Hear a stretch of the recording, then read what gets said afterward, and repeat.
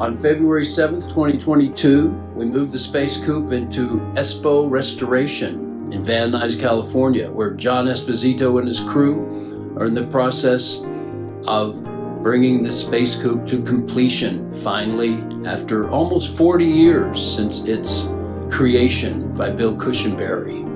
In John's garage, you find everything from classic Volkswagens to Lamborghinis, but their main focus is classic Porsches.